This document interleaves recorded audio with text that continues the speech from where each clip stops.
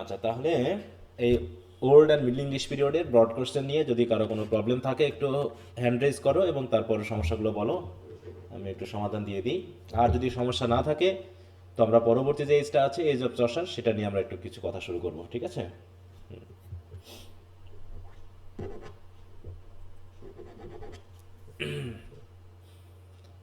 আচ্ছা, সবাই একটু বলতে পারো, সমস্যা থাকলে হাত তুলতে পারো।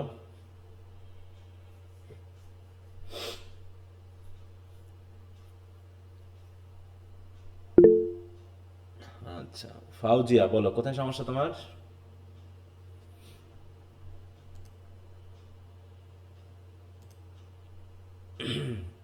হ্যাঁ, দ্রুত একটু বলতে হবে যাতে সময়টা আমরা অন্যটাতেও স্যার লাগাতে কথা পারি। শোনা যাচ্ছে কি? হ্যাঁ, শোনা যাচ্ছে, বলো। স্যার প্রথম যে কোশ্চেনটা আছে, যে the picture of Anglo Saxon life do you get in Beowulf, hmm hmm. ওখানে যে সেকেন্ড পেজে যে প্রথম প্যারাটা ওইটা একটু বুঝাই দিলে ভালো হইতো। সেকেন্ড পেজের এটা? জি, ক্রিটিক্যাল ইমফ্যাসিস ওইটা। হুম।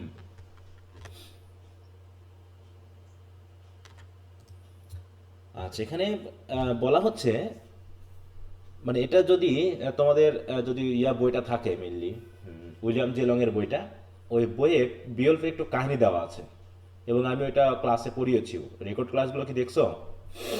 জি স্যার, রেকর্ড ক্লাসে পাইছি ওই বিয়লসের কাহিনীটা। হ্যাঁ, কাহিনীটা হালকা করে যেটুকু দেওয়া আছে সেটুকু আলোচনা করেছি। ওখান থেকে মেইনলি লাইফ স্টাইলের কিছু কথা এখানে এসেছে, যদিও সবগুলো আসেনি। আসলে আমাদের হিস্ট্রি পড়তে গিয়ে টেক্সট এক ধরনের, কোশ্চেন আরেক ধরনের, একটু মিচ ম্যাচ বা বিভিন্ন ধরনের ঝামেলা আছে। এই জন্য মানে হিস্ট্রির তেমন কোনো নির্দিষ্ট বইও নাই যেগুলো পড়লে এরকমভাবে আমি বিষয়গুলোকে পাবো। ব্যাপারটা ওরকম না, এই জন্যই অনেক বেশি ঝামেলা। তো যাই হোক, তো এখানে বলা হচ্ছে, তা ওখানে আমরা কি দেখেছি বিয়ল্ফের গল্পে? ওখানে যে কাহিনীগুলো আছে সেগুলো কি মেনলি ওই হিরো, তার সাথে রিলেটেড সোলজার, রাজা, এরকম বিষয়ের সাথে রিলেটেড না? জি স্যার। হ্যাঁ, ওখানে কি করতেছে সে, দেখাচ্ছে বিয়লফের কাহিনীতে যেখানে যুদ্ধটা হচ্ছে ওখানে একটা করা হয়েছিল না যে বিয়ল্ফ তার সেনাদের নিয়ে একটা মানে সময় কাটানোর জন্য, তাই না? মানে বিয়ল বলতেছি, ওখানে যে রাজা ছিল সে রাজা কি করেছিল, সেখানে তার সেনাদের সাথে বা নিজেদের মধ্যে সময় একটা সুন্দর সময় কাটানোর জন্য একটা প্রাসাদ তৈরি করেছিল। তারপরে সেই প্রাসাদে কি হচ্ছে, ওই মনস্টারটা এসে আক্রমণ করছে, তাই না? এইটা। তো ওখানে কোর্ট লাইফটা মেনলি এসেছে। কোর্ট লাইফ বলতে কি বোঝানো হচ্ছে বলো তো? স্যার দরবার, রাজ দরবার। হ্যাঁ, রাজ দরবার, তাই তো। রাজা, রাজার সাথে রিলেটেড যে সকল সংসদ, সাংসদ ইত্যাদি, এইগুলো বিষয়টা মেইনলি এখানে এসেছে। তা বলছি দেখো, critical emphasis is laid upon the splendour of Beowulf's court life. তাহলে এই বিয়লফের কাহিনীতে আমরা মেইনলি যেটা পাবো সেটা হচ্ছে বিয়ল্ফ রাজা হিসাবে কিভাবে তার রাজ্য চালিয়েছিল, তার কোর্ট লাইফটা কেমন ছিল, সেই বিষয়গুলো এখানে এসেছে। Thus, critics have commented on the historical value as a picture of aristocratic society in Anglo-Saxon time. তাহলে এই যে বিয়ল্প চলে যে আমরা কাহিনীটা পাচ্ছি, এটা কি কোনো বাস্তবিক ঘটনা না, এটা গল্প কাহিনী? গল্প হ্যাঁ, কাহিনী। এটা যেহেতু গল্প কাহিনী, তাহলে এই গল্প কাহিনীর মাধ্যম দিয়ে এই বিয়ল্পের যে কোর্টটা আমরা পাচ্ছি, এটা কি তাহলে বাস্তবের রিপ্রেজেন্টেটিভ না? জি স্যার। যা আমি বাস্তবে দেখি নাই, যা আমার বাস্তব অভিজ্ঞতা নেই, সেটা নিয়ে আমি কল্পনায় করতে পারি বা আমি আনতে পারবো এটা কখনো? না বলো, স্যার। আনতে পারবো না। তাই বলতেছে যে এইখানে যে বিয়ল্পের যে কোর্ট লাইফটা পাচ্ছি সেটা আসলে তুলে ধরছে কি ওই অ্যাংলো স্যাকশন টাইমে অ্যারিস্টোক্রেটিক সোসাইটির লাইফস্টাইল কেমন ছিল, তার হিস্ট্রিক্যাল ভ্যালুটা এখানে মেনলি দেখানো হয়েছে। The scenic background is well suited for such men. তারপর ওখানে বর্ণনা করতে গিয়ে, যেহেতু আমরা পুরো গল্পটা পড়ি নাই, ওখানে অনেক ন্যাচারাল সেটিং আছে, হুম, আর সমুদ্র আছে, বন জঙ্গল আছে, হ্যাঁ, সব কিছু আছে। এই ন্যাচারাল সেটিংগুলোও ঠিক তৎকালীন সময়ের, আজ থেকে যারা 500 বছর আগে তোমার যে গ্রামটা, এই গ্রামটা কি এরকম ছিল বলো? সেখানে কি বন জঙ্গল ছিল? নিশ্চয়ই, তাই না? বা এক জি হাজার স্যার। বছর আগে সেখানে হিংস্র পশু পাখি ছিল, সেখানে রাস্তা ভালো ছিল না, সেখানে মানুষ কৃষিকাজ করে জীবনযাপন করত, তারা হয়তো আধুনিক শিক্ষা বলতে বোঝেইনি। তাহলে আজ থেকে 500-700 বছর আগে যে গল্প কাহিনীটা লেখা হবে, সেই গল্প কাহিনী আর এখন যে গল্প কাহিনী লেখা হবে সেটা কি একরকম হবে বলো? না স্যার। তাহলে না। নিশ্চয়ই তখন বিদ্যুতের কথা আসবে না, তখন মোবাইল ফোনের কথা আসবে না, কিন্তু এখন এখন বিদ্যুৎ, মোবাইল ফোনে যোগাযোগ ব্যবস্থা, ফেসবুক, ইন্টারনেট সব আসবে। তা ওইরকম যে ওখানে যে সিনিক ব্যাকগ্রাউন্ডটা দেখানো হয়েছে সেটা ওই সময়ের মানুষদের জন্য উপযোগী ছিল এবং ওই রকমটা ছিল। It is black and cold, তাই না? ন্যাচারাল সেটিংগুলো ছিল কি অন্ধকার, ঠান্ডা। The rough and rugged land is swayed by storm. ঝড় হতো, ঝঞ্ঝা হতো, সেটা সমুদ্র হোক বা ল্যান্ডে হোক। Nature is always in her blackest and fiercest mood. এখন তো ঝড় ঝঞ্ঝা হলে আমরা খুব একটা বেশি ক্ষতির মধ্যে পড়ি না, একমাত্র উপকূলবর্তী ছাড়া। কিন্তু আগে ঝড় ঝঞ্ঝা হলে আমাদের অধিকাংশ বাসা ছিল হচ্ছে কি ওই খড়কুটার, তাই না? দেখা যাচ্ছে ওই কঞ্চি বেড়ার, এইগুলো মাটির, সেগুলো দেখা যাচ্ছে বৃষ্টিতে ভিজে ঝড়ে উড়ে চলে যেত, তখন মানুষ খুব ভয়ে থাকতো। আর এখন ঝড় ঝঞ্ঝা হলে মানুষ খুব একটা ভয় পায় না। তাই বলছে তৎকালীন সময়ে নেচার কেমন ছিল, সবচেয়ে ব্ল্যাকেস্ট অ্যান্ড ফিয়ার্স মুড, সেটাও এখানে দেখানো হয়েছে। And there is no sentiment, প্রকৃতির মধ্যে কোনো সেন্টিমেন্ট ছিল না। No tenderness to relieve the gloom, fierce animal spirit dominate, চারিপাশে ছিল মানে হিংস্র পশু পাখির ডোমিনেশন, সাপ, তারপর হচ্ছে তোমার শেয়াল, নাকি বাঘ, সিংহ, বা কেউ আছে বাঘ, তাই তো, বা হচ্ছে অন্যান্য পশু পাখির খুব ইয়া ছিল, তাই তো, কুমির, এগুলো। তাই বলছে নেভারথলেস, তারপরেও বলছে ইফ সোমবার there is an austere grandeur about the poem, কিন্তু এগুলো থাকার পরেও পয়েমে অন্তত যেহেতু রাজা, রাজদরবার, হ্যাঁ, রাজ্য, এগুলো নিয়ে কথা বলা হচ্ছে, তাই সেখানে এক ধরনের জাঁকজমকতা দেখানো হয়েছে, যেখানে রাজারা কি করতো, জাঁকজমকপূর্ণ জীবনযাপন করতো। হুম। এবং হচ্ছে অ্যান্ড আর টায়ার্ড সোশ্যাল রেজিগনেশন, এবং this sins and people are Scandinavian. আর এখানে এই বিয়লফের যে কাহিনীগুলো এসেছে, আমরা জানি অ্যাংলো সেকশন পিরিয়ড, তাই না? অ্যাংলো সেকশন পিরিয়ডে যারা এসেছিল তারা কারা ছিল? এই ইংল্যান্ডের দিকে যারা এসেছিল তারা কারা, কোন জাতের বলো তো? জার্মান 3 ট্রাইবস ছিল প্রথমে। জার্মানিক ট্রাইব, এর ভিতরে বিশেষ করে আমরা পাচ্ছি কি অ্যাঙ্গেলস, যারা মাছ ধরতো, সেকশনস, তাই তো, অ্যাঙ্গেলস, স্যাক্সনস, জুটস, জুটস। এরা। তাহলে এরা ওরকম ছিল, অতএব ওরা যেভাবে জীবনযাপন করেছে, ওদের প্রাকৃতিক পরিবেশ যেমন ছিল, সেই বিষয়গুলো বিয়লফে উঠে এসেছে। এইটা মেনলি বলা হচ্ছে, ঠিক আছে? মানে গল্প কাহিনী না পড়ে আমাদেরকে একটা ইয়া লিখতে হচ্ছে, হ্যাঁ, প্রশ্ন উত্তর লিখতে হচ্ছে, এই হচ্ছে আমাদের সবচেয়ে বড় সমস্যা। হিস্ট্রির এই জায়গাগুলোতে মানে মাথায় না নিয়ে এসে প্রশ্ন করা হয়, যে আসলে আমি যে প্রশ্নটা করব সেই বিষয়ে স্যার হিস্ট্রির ওনারা আসলে তো কি মনে চায়। করে যে আমরা সব পারি, আমরা হ্যাঁ সব সব জানি। পারো, হ্যাঁ এটা সব পারো, এটাই হচ্ছে ব্যাপার। যে এটা তো এমনিতে সম্ভব না, বিয়ল্প না পড়ে তো এই তৎকালীন সময়ের মানুষের জীবনযাপন জানা সম্ভব না। আর বিয়ল্প তো নিশ্চয়ই আমাদের পড়ানো হয়নি, আর হিস্ট্রিতে আমি হিস্ট্রি পড়বো না কাহিনী পড়বো, এই যে জায়গাগুলো, এগুলোর কথা আসলে ভাবতে হচ্ছে না। আচ্ছা, আর কারো?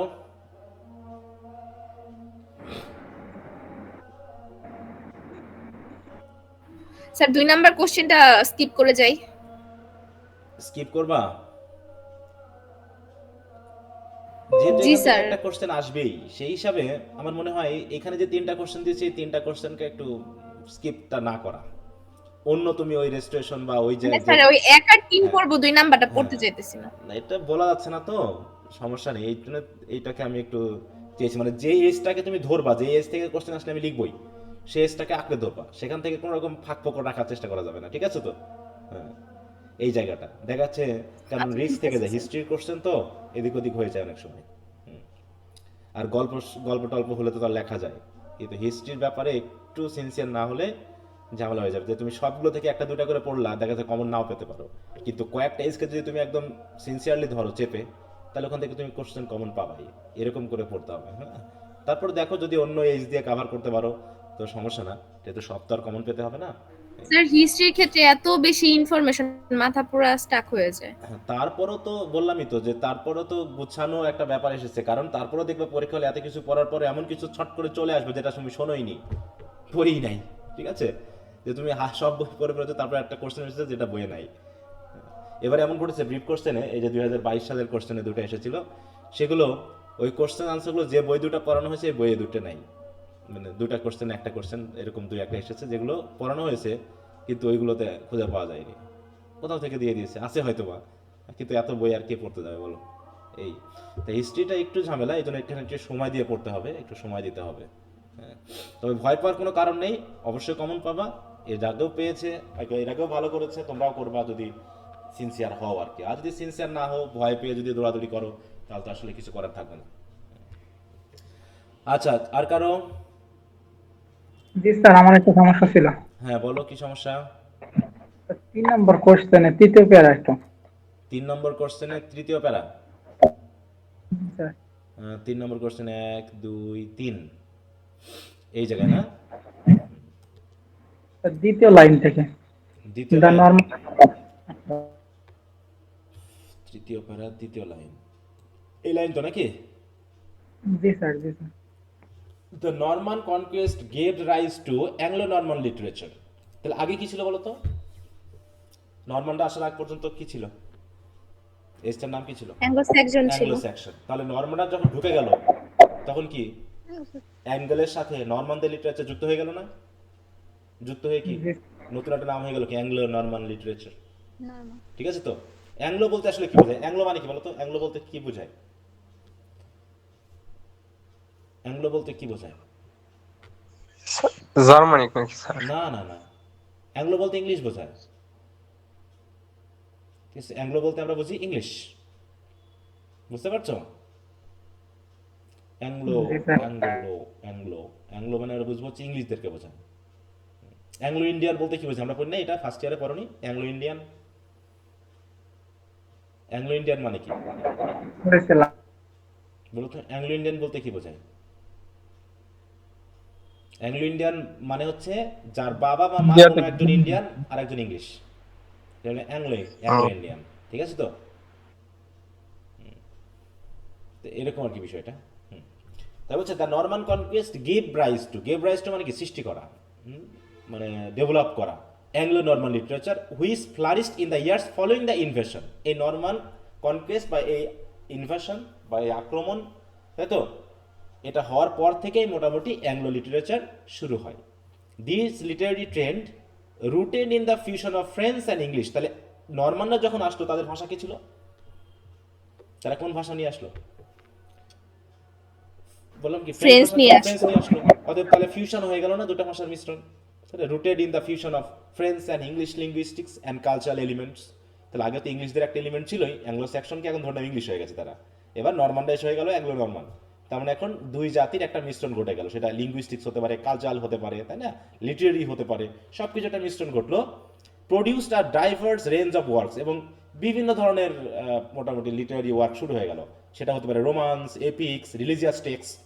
Anglo-Norman literature often reflected the values and concern of the Norman aristocracy, featuring themes of chivalry, courtly love and heroic adventure. হ্যাঁ, বেশিরভাগই এখানে যে সাহিত্যকর্মগুলো রচিত হয়েছে এই তিনটা থিম বেশি ছিল, কারণ তৎকালীন সময়ে মানুষ তো অ্যাডভেঞ্চারাস গল্পগুলো পছন্দ করতো। অধিকাংশ ক্ষেত্রে অ্যাডভেঞ্চারাস গল্প পছন্দ করতো। এই বিষয়ে তৎকালীন রাইটারেরা এই শিভালরি, কোর্টলি লাভ বা হিরোইক অ্যাডভেঞ্চারাস কিছু স্টোরি বা গল্প বা কবিতা বা এপিক লিখতো, যেগুলো মানুষরা সাহিত্য কার জন্য লেখা হয় বলো? সাহিত্য কাদের জন্য লেখা হয়? যে শুধু লেখে তার জন্য, নাকি রিডারদের জন্য? বলো, লিটারেচার কাদের জন্য? রিডারদের জন্য। হ্যাঁ, রিডারদের জন্য। তাহলে রিডাররা যদি, আমি যে আমি যে সাহিত্যকর্মটা রচনা করব, ঠিক আছে তো, সেইটা যদি কেউ না পড়ে রিডারেরা, তাহলে কি ওটার কোনো মূল্য থাকবে? বলো তো? না স্যার। না মূল্য স্যার। থাকবে? মূল্য থাকবে না, তাই না? তাই রিডারেরা কোনটা পছন্দ করে সেরকম কিছু আমাকে রচনা করতে হবে। অতএব সেই সময়ে যেহেতু এরকম সিনেমা নাটক ছিল না, তাই না, নাকি অ্যাডভেঞ্চারাস এখন যেমন আমরা ফেসবুক ইন্টারনেটে রিলসেই তো এখন সময় কাটে। এখন না 3 ঘন্টা কেন, আধা ঘন্টার নাটকও ভালো লাগে না। এখন ওই নব কি বলবো 69 মানে 59 সেকেন্ডের কি বলে ওটাকে, শর্ট, অথবা 1 মিনিটের বা 1.5 মিনিটের রিলস ছাড়া এখন আর ছেলে মেয়ে পছন্দ করে না, নাকি? ওই 5-6 মিনিটের ভিডিও দেখলে মাথা খারাপ হয়ে যায়, আর এত সময় নাই। হ্যাঁ, একটার পর একটা রিলস দেখতেছে, কোনো মানে 1 ঘন্টা সিনেমা ইয়ে দেখে গেলাম, 1 ঘন্টা সময় নষ্ট হয়ে গেছে, কিন্তু কি যে শিখলাম আর কি যে বুঝলাম তার কোনো টার্গেট নেই, কিন্তু সময় শেষ, কিন্তু বিনোদন নিয়েছি খুব। কিন্তু তৎকালীন সময়ের মানুষ লম্বা লম্বা গল্প শুনতে ভালোবাসতো। তখন তো আর ইয়া হতো না, তখন এই যে কবি বা সাহিত্যিকরা করতো কি, তাদেরকে বার্ড বলা হতো। তারা করতো কি, গানের সুরে ছন্দ করে তারা লোকজনকে কাহিনী শোনাতো, যেটা আমি আমার দাদুদের কাছ থেকে শুনেছি। তারা বিশাল বিশাল লম্বা লম্বা গল্প বলতো। দেখা যাচ্ছে এক একটা গল্প 1 সপ্তাহ লেগে যাচ্ছে। হয়তো গল্প বলতে বলতে ঘুমাই গেছি, আবার কোথায় বাদ পড়ে গেছিল, সেখান থেকে আবার পরের দিন বলতে হবে। মানে একটা অন্য ধরনের একটা ভালো লাগার কাজ করতো, যেমন হচ্ছে এখন বাংলা সিরিয়ালের মতো লাগে। হ্যাঁ, তো ওইরকম আর কি বিষয়গুলো তৎকালীন সময়ের ছিল আর কি। হ্যাঁ, বুঝতে পারছো? জি স্যার।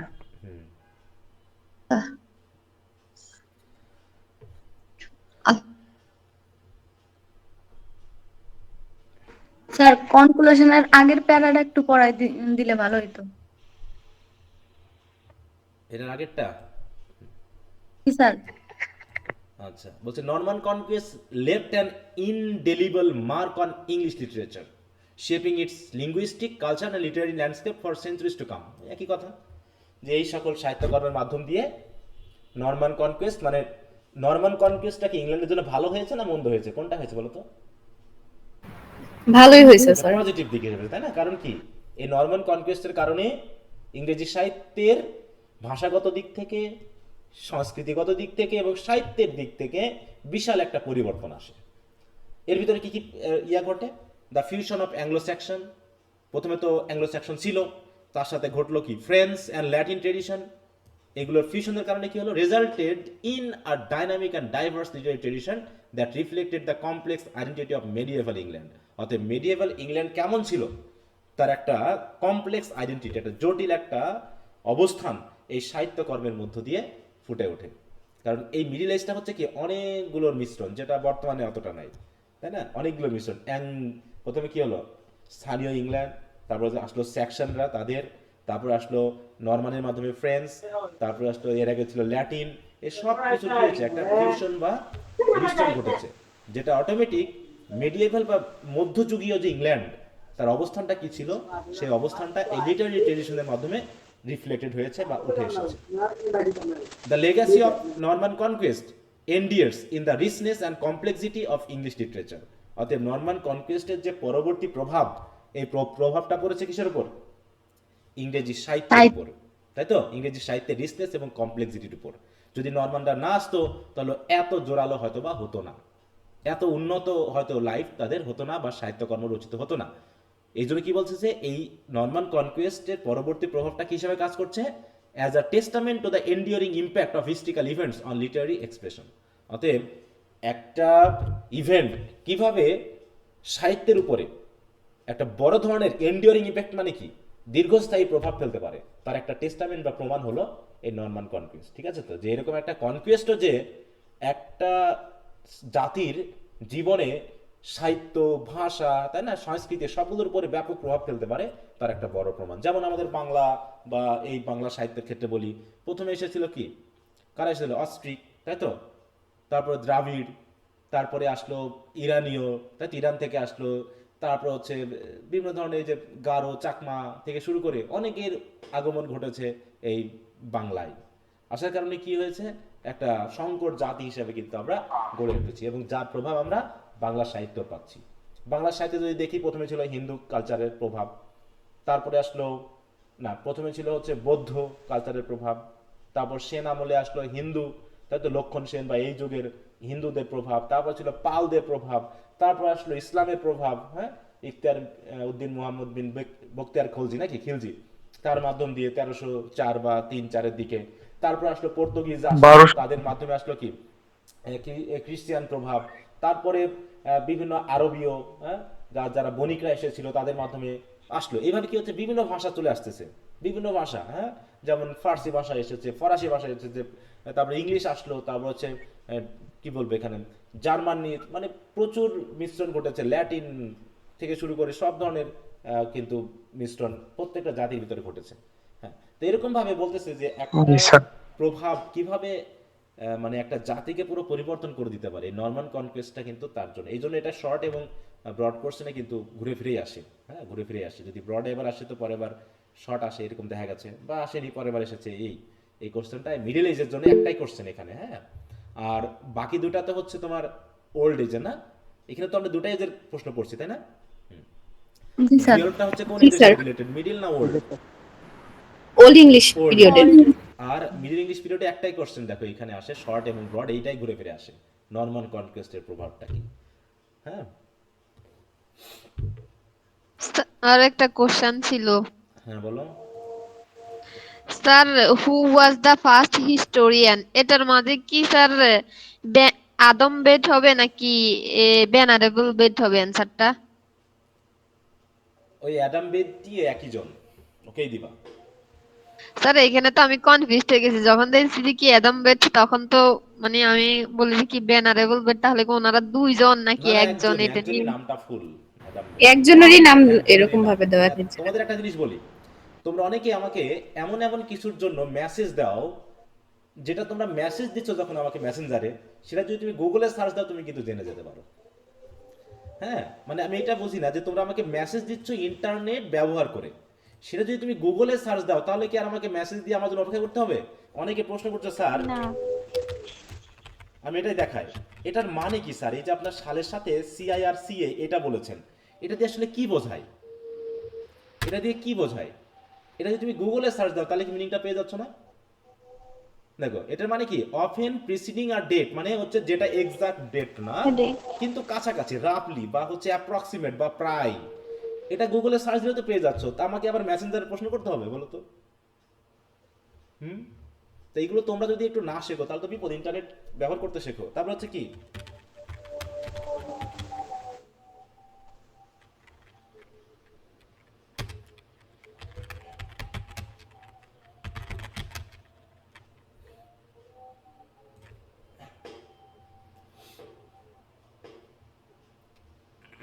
আচ্ছা এখানে, ও বাবা এটা আসতেছে কেন? স্যার এটা আমি গুগলে সার্চ দিছি কিন্তু এক্সাক্ট ইয়েটা আমি পাচ্ছি না, মানে ওটা দুইজনের মাঝে নামটাই কনফিউজ ছিল। বেদটাকে তোমরা ব্যবহার করবা, তাহলে দরকার হলে এই নামটাই ব্যবহার করবা, ঠিক আছে? এই নামটা হয়তো ফুললি ব্যবহার করছে না। আচ্ছা বি এ ডি, তাই না? আমি কি নামটা ঠিক লিখছি? জি স্যার, বিইডিই হবে। বিইডি, হ্যাঁ, বিইডি। ওই একই জনে কোনো বই ওটা আছে, কখনো বই এটা নাই। হ্যাঁ, এই যে বেড, আচ্ছা, ওই একই জন, হ্যাঁ। বুঝছি স্যার। আচ্ছা তারপরে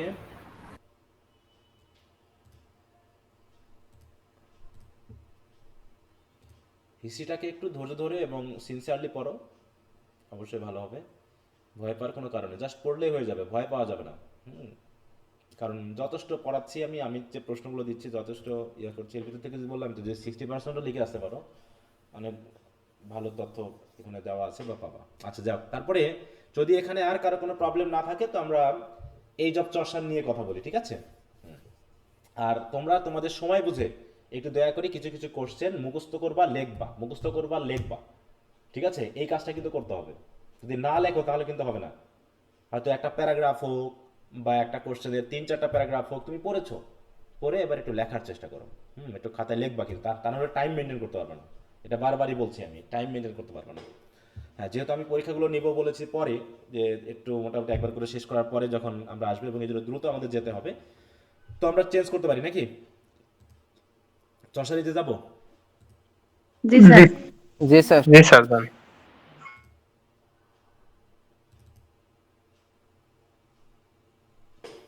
আচ্ছা তাহলে আমাদের সেকেন্ড এজটা হচ্ছে কি, দ্য এজ অফ চর্চার, তাই না? মানে সিলেবাস অনুসারে এজ অফ চর্চারটা কিসের মধ্যে ইনক্লুডেড বলো তো? মিডল ইংলিশ পিরিয়ডের মধ্যে না?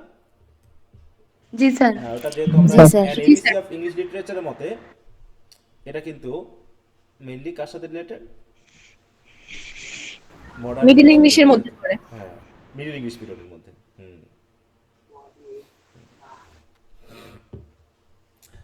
আচ্ছা তো যাই হোক, বলছি কি দেখো, প্রথমে আমরা যেভাবে পড়ি, প্রথমে পলিটিক্যাল হিস্ট্রিটা পড়ি, তারপরে আমরা লিটারি হিস্ট্রিতে যাবো, যদিও ঘুটে ফিরে সব একই কথা, কারণ এখানে পলিটিক্যাল হিস্ট্রি খুব একটা দেখা যায় না, লিটারি হিস্ট্রির মাধ্যম দিয়েই আমরা political হিস্ট্রিটা pi.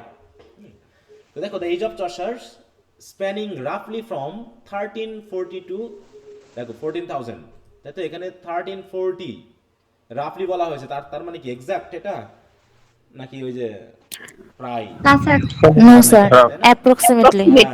Was a period of profound political, social and cultural changes, মানে প্রত্যেকটা এজেই তো এই তিনটা পরিবর্তন ঘটছেই, social, political and cultural change ঘটছেই, that shape the course of English history and influence its literature. এর ভিতরে Geoffrey Chaucer often regarded the father of English literature বা ফাদার অফ ইংলিশ পোয়েট্রি বা ফাদার অফ ইংলিশ নভেল, অনেক কিছু বলা হয় কিন্তু তাকে। হ্যাঁ, leave during an era marked by both turmoil and transformation in England.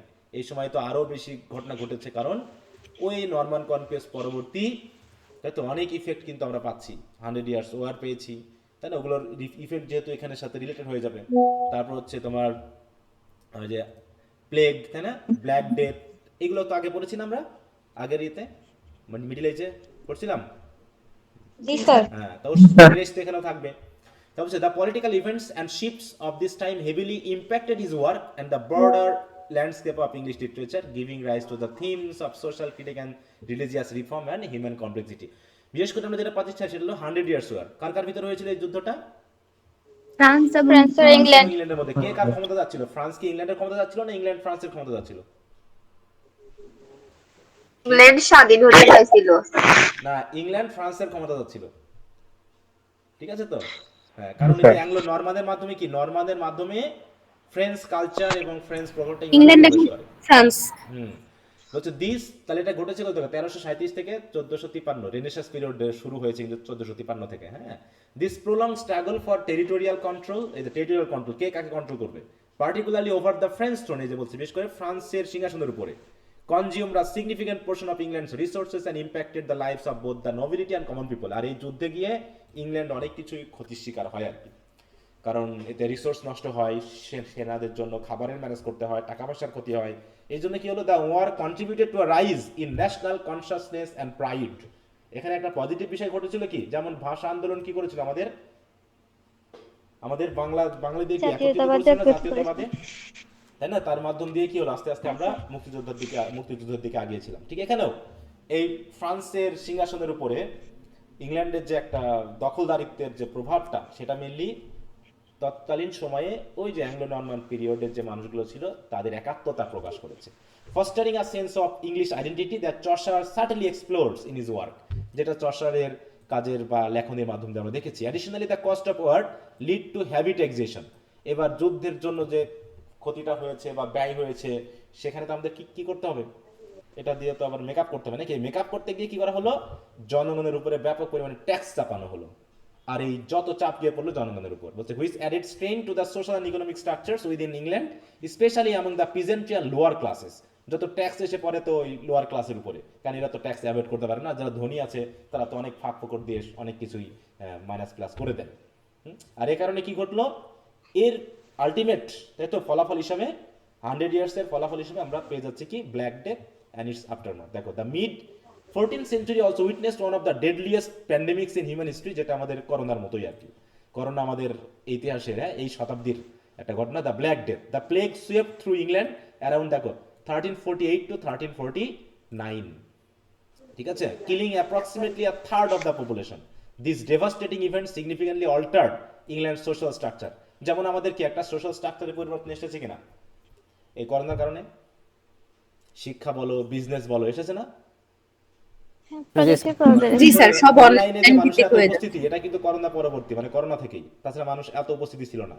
তাতে শিক্ষার ব্যাপারটা হতে পারে, অর্থনীতির ব্যাপারটা হতে পারে, সবকিছু কিন্তু এই মানে চিকিৎসা বা এই জাতীয় জিনিসগুলো সব অনলাইন মাধ্যম শুরু হলো এই 1-1.5 বছরে, যেটা করোনা আমাদেরকে ঘরের ভিতর বন্দি রেখে রেখেছিল। তখন থেকে মানুষ এটার ব্যবহার শুরু করেছে, মানে একটা সামাজিক পরিবর্তন এসেছে। শিক্ষা দীক্ষায় ব্যাপক অধপতন ঘটেছে, এখন আর ছেলেমেয়েরা ক্লাসমুখী হচ্ছে না, শিক্ষার মান শেষ, ইত্যাদি ইত্যাদি। As labor shortage caused shifts in the economy and increased demands from workers for higher wages. আর যেহেতু এই যুদ্ধ মানে মৃত্যুর কারণে কি হলো, অনেক মানুষের মৃত্যুর কারণে মানে ওয়ার্কারের ঘাটতি পড়ে গেল, লেবার শর্টেজ হলো। এতে কি হচ্ছে, লেবারেরা যেমন এখন কৃষিকাজের ইয়ার দাম বেশি না, লেবারদের এখন দাম বেশি, বুঝো না? কারণ কি, এখনকার ছেলে মেয়ে তো আর সবাই পড়াশোনা করতেছে, তাই না? এখন অধিকাংশ কৃষিকাজে যায় না। তাহলে এখন কৃষিকাজের জন্য যে লেবার দরকার সেটা তো এত সহজে পাওয়া যাচ্ছে না। তাই যখন ফসল কর্তনের মৌসুম আসে, তখন অধিকাংশ ক্ষেত্রে দেখা যায় যে ওই মুনিশ পাওয়া যাচ্ছে না, মুনিশ মানে হচ্ছে কৃষক পাওয়া যাচ্ছে না যাদের দিয়ে কাজ করানো হবে, তখন অটোমেটিক দাম বেড়ে যায়। হ্যাঁ, তো এরকম আর কি, যে increase demand from workers for higher wages. This economic strain intensified class tensions, laying the groundwork for events such as the peasant revolt of 1381।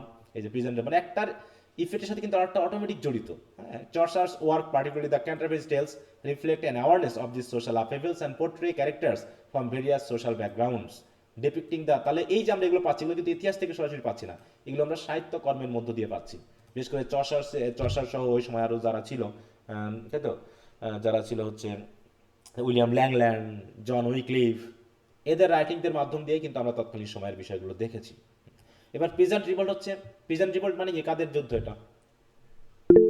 কৃষক বিদ্রোহ। কৃষক বিদ্রোহ, তাই তো, কৃষক শ্রেণীর বিদ্রোহ। এই যে এখানে যেটা আমরা দেখলাম, the peasant revolt also known as the Wat Tyler's rebellion, কারণ তিনি মেনলি এর ইয়া ছিলেন, নেতা ছিলেন এরকম বলা হচ্ছে, was a significant uprising of the lower class against the ruling elite and harsh feudal system, হ্যাঁ, sparked by poll tax, এই যে ট্যাক্স দেওয়ার কারণে, taxes imposed to fund 100 years where the revolt saw commoners demanding social justice, fair treatment and an end to the oppressive serfdom that kept many in poverty. serfdom মানে কি, ওই যে তোমার যেটা হচ্ছে আমাদের এই উপমহাদেশে ছিল না, যে ভুলে গেলাম, ইতিহাসে জমিদার প্রথা, ওদেরকে কি যেন বলা হতো না,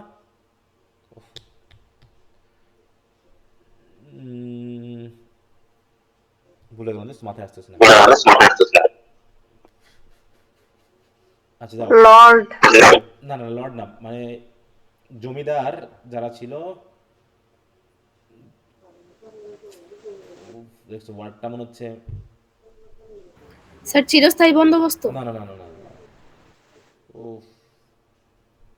দেখো ছোট্ট একটা শব্দ, 2 ওয়ার্ডের, 2 লেটারের, সরি। আচ্ছা যাও, মনে করো। আচ্ছা 12 ভূঁইয়া হবে কি স্যার? সরি বলো। 12 ভূঁইয়া। ইয়েস ইয়েস ইয়েস, হ্যাঁ ওই যে ভুইয়া, হ্যাঁ 12 ভুইয়াদের ওদের ইয়াটা ছিল, ঠিক আছে তো, ওই যে ভুইয়া, এই 2টা লেটার কথা মনে পড়তেছে। হ্যাঁ, ওরা যেমন জমিদারি প্রথা ছিল, তাই তো, ওরা নিয়ন্ত্রণ করতো একটা অংশকে, ঠিক ওরকম ব্যাপারটা। হ্যাঁ, the rebellion underscores the increasing dissatisfaction among the lower classes with the aristocracy and the monarchy. হ্যাঁ, যেমন আমরা যদি 76-এর মনন্তর, এটা ঘটেছিল কখন, ব্রিটিশ আমলে না, দেখো তো, এই যে great Bengal famine of 1770, British আমলে, তাই না? তারপরে আরেকটা আছে বাংলাদেশে, আরেকটা মনন্তর আছে, ওটা হলো 1250 না 43, আমি 54 43। 50-এর মনন্তর বলা হচ্ছে এটাকে। আচ্ছা এই জায়গাটা দেখো, দেখো এই যে 1943 সালে, হ্যাঁ, যেহেতু বঙ্গ 50 আছে, 50-এর, হ্যাঁ, যেটি 50-এর মন্ত্র নাম পরিচিত, এটাও দ্বিতীয় বিশ্বযুদ্ধ পরবর্তী ওই দুর্ভিক্ষে প্রচুর মানুষ মারা যায়। হ্যাঁ, 43 সালে ঘটেছিল। এই এরকমভাবে বিভিন্ন সময়ে দেখো প্রায় 3 মিলিয়ন লোক মারা গিয়েছিল অপুষ্টির কারণে, এরকম মনন্তর ঘটেছে। তো এখানেও এরকম বিষয়গুলো ঘটেছে, এগুলো দেখো। হ্যাঁ, তাই বলছে the rebellion underscore the increasing dissatisfaction among the lower classes with the aristocracy and the monarchy.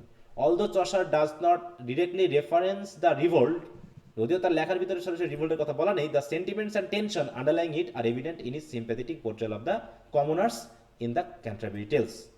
এই ক্যান্টারবেরি টেলস, ওখানে যেমন আমরা ওল্ড ইংলিশ পিরিয়ডে বিওল পাইলাম, তেমনি চসার এই যে ক্যান্টারবেরি টেলস সহ আরও কয়েকটা রাইটিং আছে যেগুলো খুবই গুরুত্বপূর্ণ। বলছে throughout character such as the miller, the wife of Bath, the ploughman, Chaucer gives voice to diverse perspective highlighting both the virtues and flaws of social class. কারণ এখানে এই যে চসারের এখানে আমরা দেখবো যে বিভিন্ন ক্যারেক্টারের মাধ্যম দিয়ে বা মুখ দিয়ে তিনি কথা বলাচ্ছেন, এবং সেই সময়ের সামাজিক অবস্থাটা মেনলি উঠে এসেছে। এর মধ্যে দেখো the influence of the church and কলস ফর রিফর্ম। চার্চের কি অবস্থা, the influence of the church and কলস ফর রিফর্ম। 14th সেঞ্চুরি, এখান থেকেই তো মোটামুটি রেনেসাঁস বা রিফর্মেশনটা শুরু হয়। 14th century was also a time of significant religious ferment. The Catholic Church, which held considerable political power, তাই তো তৎকালীন সময়ে মানে চার্চ কিন্তু একটা রাজনৈতিক ক্ষমতা বহন করত, রাজা পরবর্তী ক্ষমতায় ছিল চার্চের। হ্যাঁ, এবং যেখানে পোপ থাকতো সেই পোপ মনে করতো কি রিপ্রেজেন্টেটিভ অফ গড, পোপ নিজেকে মনে করতো রিপ্রেজেন্টেটিভ অফ গড। এই জন্য পোপের অধীনতা থেকে আবার ইংল্যান্ড বার হয়ে আসে, কারণ পোপ কোথা থাকে বলতো, পোপ কোথা থাকে, কোন দেশে বলতে পারবা? পোপের অবস্থান ইতালি, রোম। হ্যাঁ, রোমে। হ্যাঁ, ইতালির রোমে হচ্ছে তার অবস্থান, ঠিক আছে। ভ্যাটিকান সিটি স্যার, হ্যাঁ, ভ্যাটিকান সিটি। সেটা হচ্ছে ভ্যাটিকান সিটি, ছোট্ট একটা শহর, বুঝতে পারছো তো। সারা বিশ্বের ক্যাথলিকদের প্রধান হচ্ছেন উনি। সেই ক্যাথলিক চার্চ কিন্তু আগে বিশাল প্রভাব নিয়ে চলতো, এখন অবশ্য কমে গেছে রিফরমেশন পরবর্তী, ওটা কমে যায়, ওটা ধর্মীয় ব্যাপার নিয়ে তারা থাকে, তারা রাজনীতিতে অংশগ্রহণ করে না। হ্যাঁ, বলছে which was marked by corruption and scandal. আর ক্ষমতা মানেই বুঝতে হবে কি, অ্যাবসলিউট পাওয়ার করাপ্টস অ্যাবসলিউটলি, তাই তো। অথচ সে ধর্ম হোক, সে রাজনীতি হোক, আর যত ভালো মানুষই হোক, ক্ষমতা পেয়ে গেলে মানুষের মাথা ঠিক থাকে না, ঠিক আছে না। তখন সে কি করে, তারা বিভিন্ন ধরনের বিশেষ করে ক্লার্জিদের মধ্যে বিভিন্ন ধরনের মানে কি বলবো দুর্নীতি শুরু হয়ে যায়। তারা ধর্মের নামে টাকা নিতে থাকে, দান নিতে থাকে, আচ্ছা না এরকম, ওগুলো নিয়ে টাকা যাচ্ছে তাইভাবে ব্যয় করে, হ্যাঁ, নিজেদের পারিবারিক কাজে ব্যয় করে, এখনো হচ্ছে এগুলো হরহ। This period saw the early stirrings of reformist ideas notably through figures like John উইক্লিফ।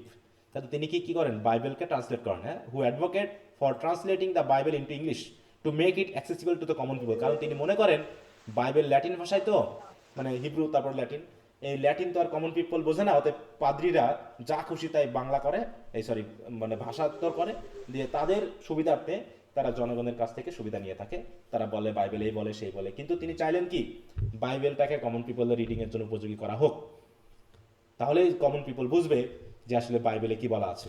হ্যাঁ, অতএব Wycliffe's ideas laid the ground work for later Protestant reforms. Bible translate হওয়ার পরপরই একটা রিফর্ম শুরু হয়, বিশেষ করে প্রোটেস্ট্যান্টিনিজম চালু হয়, যা যারা ক্যাথলিসিজমের বিরুদ্ধে প্রোটেস্ট করে, challenging the authority of the church and it's clergy. Chaucer's The Canterbury Tales reflects a critical view of ecclesiastical corruption, especially in the character of pardoner. Pardoner মানে কি? পার্ডনার মানে কি? পার্ডন মানে কি বলতো? ক্ষমা। ক্ষমা করে দেওয়া। ক্যাথলিক চার্চে একটা প্রবণতা ছিল এরকম যে কি করা হতো, কেউ যদি কোনো পাপ করতো, ওই বছরে একটা সময় আসে, বছরে বা নির্দিষ্ট সময় থাকে যেখানে এসে ওই ফাদারের কাছে বা পোপের কাছে পাপ ক্ষমা চাইতে হয়, ঠিক আছে তো, পাপ ক্ষমা চাইতে হয় যে আমি এই পাপ করেছি, এবং তিনি পাপ ক্ষমা করে দেওয়ার ক্ষমতা রাখেন, যে তিনি যদি ক্ষমা করে দেন তাহলে সৃষ্টিকর্তা তার পাপ ক্ষমা করে দেবে, বুঝতে পারছো? এরকম একটা এমনই ছিল যে সার্টিফিকেট দেওয়া হতো, পাপ ক্ষমার সার্টিফিকেটও দেওয়া হতো, এরকম ইতিহাস বলে আর কি, যে এইভাবেই এবং এই সার্টিফিকেটটা বিক্রি করা হতো টাকার বিনিময়ে, যত টাকা দিয়ে একটা সার্টিফিকেট দেওয়া হবে, পাপ ক্ষমা করানো হবে, ইত্যাদি ইত্যাদি। তাই এগুলোকে বলা হচ্ছে কি, whose hypocritical behaviour exemplifies the flaws and abuse within the church. এইভাবে মোটামুটি টাকা পয়সা আদায় করা হতো, ঠিক আছে। এগুলোর বিরুদ্ধে ওই চার্চের ভিতরে থাকাই কিছু পাদ্রী বা পুরোহিত বা প্রিস্ট তারা এর প্রতিবাদ করেছিল। তাদের কাছে এটা ভালো মনে হয়নি যে চার্চের ভিতরে এত দুর্নীতি থাকবে কেন, তখন তারা প্রতিবাদ করে এবং মোটামুটি চার্চের এই যে সর্বময় ক্ষমতা, এই ক্ষমতাটা কিছুটা হলেও কার্টেল হয় বা কমে যায়।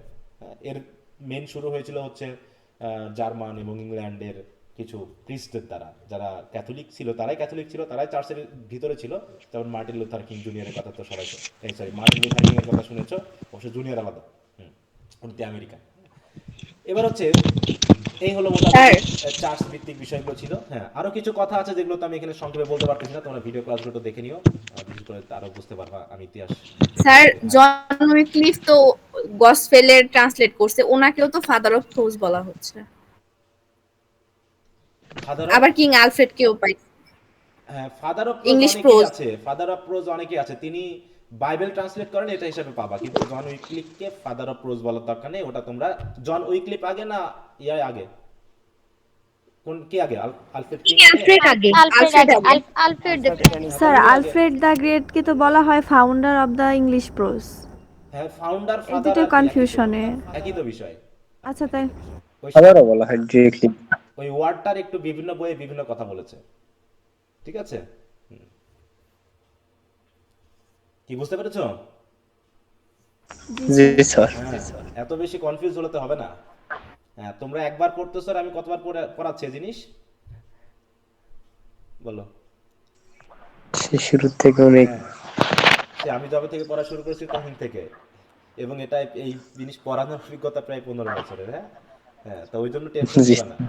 অতএব এগুলো অনেক ব্যাপার আছে, মানে ফ্রান্সিস বেকনের সাথে মারামারি করবা, তাই তো, জন উইক্লিফের সাথে মারামারি করবা, ইত্যাদি ইত্যাদি। জন উইক্লিফে তোমরা হচ্ছে বাইবেল ট্রান্সলেটর হিসেবে দেখবা, ঠিক আছে। হ্যাঁ, তুমি যে এইটা আর ফাদার অফ প্রোজ হিসাবে দেখবা হচ্ছে কিং আলফ্রেডকে, ঠিক আছে।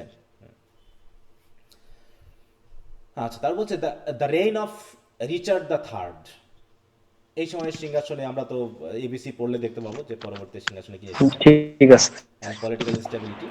Which is the later part of Chaucer's life coincide with the troubled reign of King Richard II, who ascended the throne as a child in 1377. Richard's rule was marked by factionalism, financial strain from the ongoing war with France. এটা তো বলছেই, a loss of support from both the nobility and common people. কারণ কি, যুদ্ধে যে হারে ক্ষতি হচ্ছে, loss হচ্ছে, এই জন্য তিনি support হারিয়েছিলেন। His aristocratic tendency lead to political unrest and ultimately to his deposition in 1399. হ্যাঁ, তাকে সিংহাসনচ্যুত করা হলো। কারণ কি, এই যে যদি ফ্রান্সের উপরে কর্তৃত্ব করতে পারে, তা কার লাভ? কমন পিপলের কোনো লাভ আছে বলো তো? যদি না স্যার। এ তো রাজার লাভ, আর রাজার লাভ খুঁজতে গিয়ে যদি কমন পিপলের ক্ষতি হয়ে যায়, অর্থনৈতিক ক্ষতি হয়, সামাজিক ক্ষতি হয়, সেটা মেনে নিবে কেউ বলো? তাই না বলতেছি স্যার। যে ওই জন্য তাকে কি করা, ডিপোজ করা হলো, সিংহাসনচ্যুত করা হলো বাই হিজ কাজিন হেনরি, দেখো বোলিং গ্রুপ, যিনি নাম দিলেন কি হেনরি দ্য ফোর্থ, যিনি হেনরি দ্য ফোর্থ নামে ইংল্যান্ডের সিংহাসনে বসেন। This political instability and the conflicts between the monarch and the nobility deeply influence the themes of authority and social order present in the Chaucer work. মানে যে কোনো সাহিত্যকর্মই তো তৎকালীন সময়ের যে সকল ইতিহাস, তাই তো, সামাজিক, অর্থনৈতিক, রাজনৈতিক বিষয়গুলো উঠে এসেছে। এবার বলছে Richards court however was also a center of culture and Chaucer serving as a courtier and diplomat was closely involved in its intellectual circle. তোমরা একটু ভিডিও ক্লাসগুলো দেখে নিবা, কারণ চসার্সের যে তিনটা ভাগ আছে, এজ আছে, বুঝতে পারছো? মানে চসারের সাহিত্যকর্মকে তিনটা স্টেজে ভাগ করা হয়েছে, তোমরা একটু ভিডিও ক্লাসগুলো দেখতে পাবা। প্রথমটা ছিল হচ্ছে কি ল্যাটিন, তারপর হচ্ছে ফ্রান্স, তারপর হচ্ছে ইংলিশ, কারণ তিনি ওই রাজ দরবারের সাথে রিলেটেড ছিলেন, ঠিক আছে? বলছে through his association with the royal court and aristocracy Chaucer gained exposure to a range of European literary influences such as Dante, Petrarch, Boccaccio and introduce them into English literature. Despite the turbulent politics, তাই তো উত্তাল রাজনৈতিক সত্ত্বেও, his connection with the court allowed him to develop a nuanced understanding of the complexities of social hierarchy, which he explored in his writing. মানে যেহেতু ওই পর্যায়ের সাথে রিলেটেড ছিল, অর্থাৎ তিনি দেশের মানুষ সম্পর্কে, সামাজিকতা সম্পর্কে, সামাজিক যে সকল স্টেজ বা হায়ারার্কি, এগুলো সম্পর্কে তিনি বুঝেছেন এবং রিলেশনশিপগুলো বুঝেছেন, কারা কোথায় থেকে কী ধরনের কাজ করে, তো এগুলো তিনি তার রাইটিংয়ের ভিতরে আনার চেষ্টা করেছেন তার অভিজ্ঞতার মতে। তো এই হলো মোটামুটি কিছু রাজনৈতিক ব্যাপার যেগুলো মিডল এজের সাথে রিলেটেড। যেহেতু রেনেসাঁস পিরিয়ডে আসার পরে মেনলি একটা বড় ধরনের পরিবর্তন আসে। তবে এখান থেকে আমরা অর্থনৈতিক উত্থান পতনের ব্যাপারটা দেখলাম, ধর্মীয় ব্যাপারটাকেও দেখতেছি যে অন্তত রিফরমেশন পিরিয়ড তো চসার এজের পরেই শুরু হয় নাকি? তার রিফরমেশন পিরিয়ডটা শুরু হয় হচ্ছে এই যে বাইবেল ট্রান্সলেট করার পরে কমন পিপল যখন বুঝতে পারে যে যাবৎ পর্যন্ত বাইবেলে যা আছে তার থেকে ভিন্ন কিছু বোঝাই আমাদের উপর সুবিধা নেওয়া হয়েছে, ঠিক আছে? তো তখন থেকেই মেনলি একটা কি বলবো, একটা রিভোল্ট শুরু হয় এবং সেখানে প্রোটেস্ট্যান্টিনিজম বলে একটা দল তৈরি হয়, প্রোটেস্ট্যান্ট বলে, যারা পরবর্তীতে ওই পোপের অধীনত থেকে বেরিয়ে আসে। এমনকি রাজা, ইংল্যান্ডের রাজা হেনরি দ্য এইট, তিনিও এই সুবিধাটা গ্রহণ করেন আর কি, কারণ ক্যাথলিকের নিয়ম অনুসারে দ্বিতীয় বিয়ে করা যায় না, ডিভোর্স দেওয়া যায় না, হ্যাঁ। তো এইগুলো মোটামুটি তিনি ওই পোপের অধীনতা থেকে বের হয়ে সেই সুবিধা গ্রহণ করার জন্য তিনিও প্রোটেস্ট্যান্টদেরকে সাপোর্ট করেন এবং ইংল্যান্ডে মোটামুটি চার্চ অফ ইংল্যান্ড নামে একটা চার্চ তিনি গঠন করেন আলাদা করে। এরকম অনেক বিষয় আছে যেগুলো আমরা পরবর্তী স্টেজগুলোতে জানবো। এবার আসছি সাহিত্যের দিক থেকে, আমরা দেখি Chaucer's contribution to English literature and language. তাহলে চসার, তাহলে কয়টা স্টেজ বললাম আমি? চসারের সাহিত্যের ডেভেলপমেন্টের ক্ষেত্রে কয়টা স্টেজ গেছে? তিনটা, তাই না? তিনটা স্টেজে আমরা দেখবো। তার সবচেয়ে বড় অবদান ছিল হচ্ছে ইংলিশ লিটারেচারের প্রতি তার অবদান, যে তিনি কমন ল্যাঙ্গুয়েজটাকে, তাহলে কি হলো, ইংলিশ ল্যাঙ্গুয়েজ ছিল কি একটা কমন পিপলদের ল্যাঙ্গুয়েজ, তাই না? এই ল্যাঙ্গুয়েজটা কমন পিপল ইউজ করতো, আর হাই সোসাইটি বা কোর্টের ভাষা ছিল কখনো ল্যাটিন কখনো ফ্রান্স। তিনি কি করেছেন, ল্যাটিন বা ফ্রেঞ্চ তো লিখেছেনই ফ্রেঞ্চ ভাষায়, তারপরেও তিনি পরবর্তী লাস্ট স্টেজে এসে তিনি তার নিজস্ব ভাষাকে ব্যবহার করে সাহিত্যকর্ম রচনা করেছেন। তাহলে এই জন্য এটাই বলা হচ্ছে ইংরেজি সাহিত্যের প্রথম, হ্যাঁ, এই জন্য ফাদার অফ ইংলিশ পোয়েট্রি বলা হচ্ছে, ইংলিশ পোয়েট্রি বলা হচ্ছে, কারণ ইংরেজিতে তিনি লিখছেন, ঠিক আছে? Amidst this backdrop of political upheaval, Chaucer's decision to write in Middle English rather than Latin or France marked a monumental shift in English literature. By writing the Canterbury Tales and other works in English, Chaucer helped to elevate the status of language and make literature accessible to a broader audience. His use of the vernacular also mirrored the emerging sense of English identity and pride that arose during the 100 Years' War. তারপর হচ্ছে Chaucer's work reflect the social and political struggle ইত্যাদি। আমরা একটু এখান থেকে একটু দেখার চেষ্টা করি, বাকিটা একটু পড়ে নিবা। হিস্ট্রিক্যাল ব্যাকগ্রাউন্ডও পড়বো না, কারণ এগুলো আমরা অলরেডি পড়েছি। ল্যাঙ্গুয়েজ শিফট, এখান থেকে আমরা একটু পড়ি, ওই কথাগুলো এখানে এসেছে। বলছে the age of Chaucer marks a pivotal moment in the linguistic evolution of English. Middle English the language of time was beginning to stabilise as a literary medium. তাহলে মিডল ইংলিশ মানে অ্যাংলো সেকশন ছিল Old English, তারপর চসারে যে আমরা পেলাম middle English, মানে ইংলিশটার মোটামুটি একটা স্টেবিলিটি এসেছে। This development was in part spurred by the gradual decline of Norman French and the growing influence of vernacular language across Europe. সবাই তার নিজের ভাষাগুলোকে ব্যবহার করতেছে। By choosing to write in English, Chaucer and his contemporaries elevated the status of Middle English, making it accessible to the general populace rather than restricting literature to the educated elite.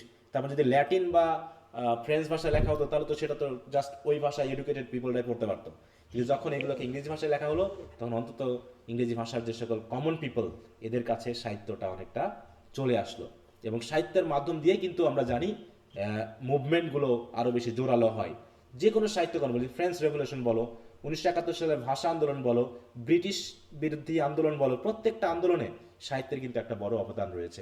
ঠিক আছে, তো এখানেও আমরা দেখব যে এই English ভাষায় যখন সাহিত্যকর্ম রচনা শুরু হলো তখন মানুষের মধ্যে ইংলিশ জাতীয়তাবাদ জেগে উঠলো, এবং তারা মোটামুটি ধর্ম বলো যেগুলো ওই অন্য জায়গা থেকে আনা, ল্যাটিন রোম থেকে আসা, হ্যাঁ, তারা এসে এখানে ডমিনেট করতে শুধু ধর্মের আদলে। এটা হতে পারে না তো, তাই না, যে আমরা একটা ধর্ম এখানে ইম্পোর্ট করেছি, তাই না, সেই ধর্ম হচ্ছে রোম থেকে, ভ্যাটিকান সিটি থেকে আসা, ল্যাটিন ভাষায় লেখা, তারা এসে আমাদের উপর ডমিনেট করতেছে। এটা কেমন করে হয়? তাহলে ভাষা যদি বিশ্বাস হয়ে থাকে তাহলে আমি ভাষা আমি নিজে বুঝবো, এই ধর্ম যদি বিশ্বাস হয়ে থাকে তাহলে ধর্ম আমি নিজে বুঝবো, তাই তো, ধর্ম আমি নিজে বুঝে পালন করব, এতে কার অধীনতা আমি মানতে রাজি না।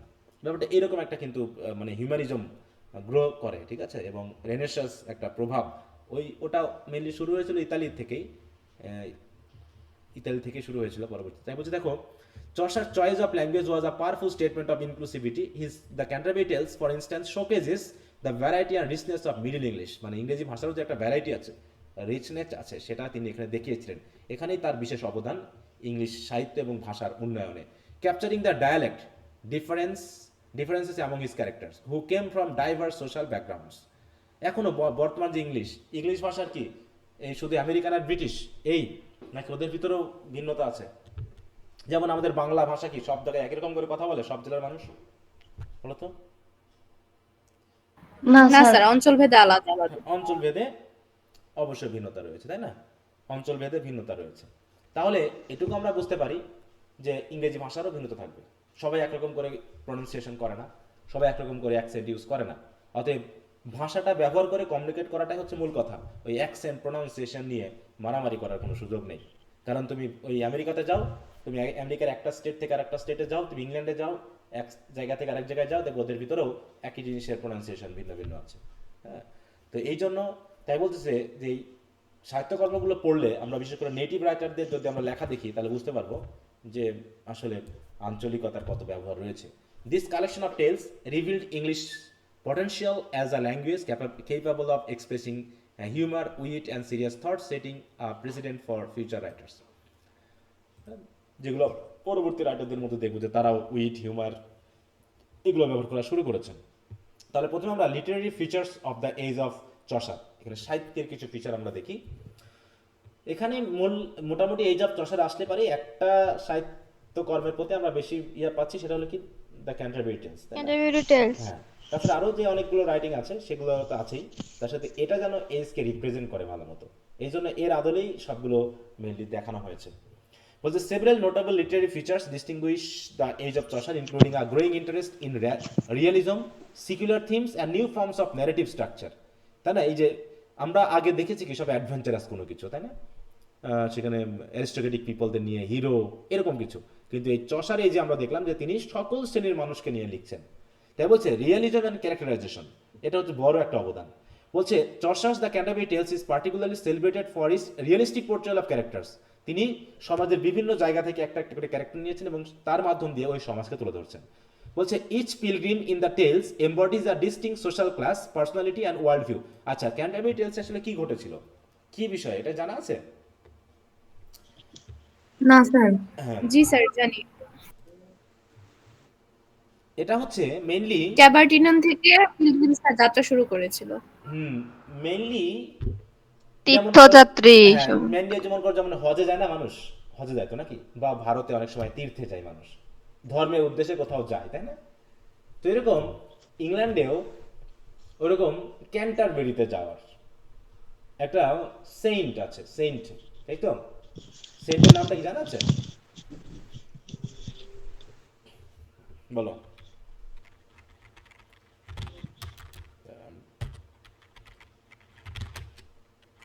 আগে পড়ছিলাম, ভুলে গেছি, মনে নাই। Thomas bucket.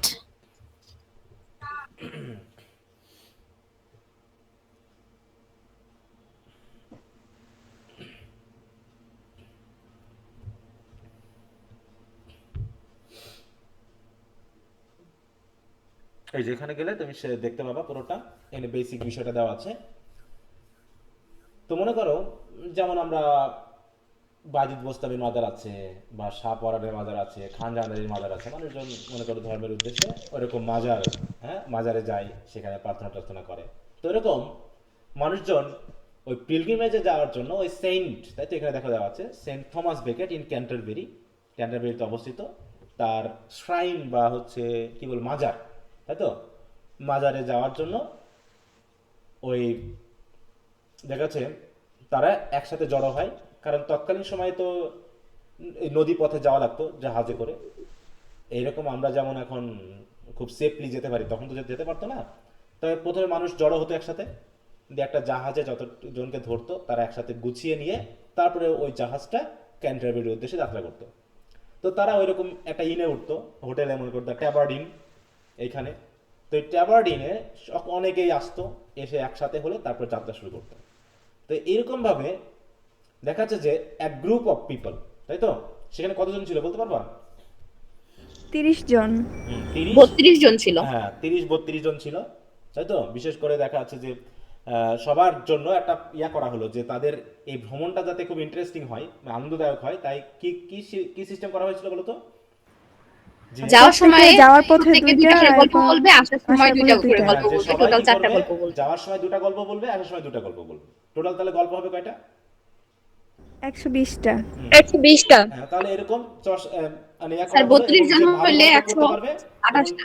যে ভালো গল্প বলতে পারবে তাকে একটা বিশেষ ট্রিট দেওয়া হবে নাকি ট্যাবার্ডিনে, এরকম একটা সিস্টেম করা। তাহলে এখানে সকল শ্রেণীর মানুষ, কিন্তু ভিডিওতে এটা বলা আছে, তোমরা একটু দেখে নিবা।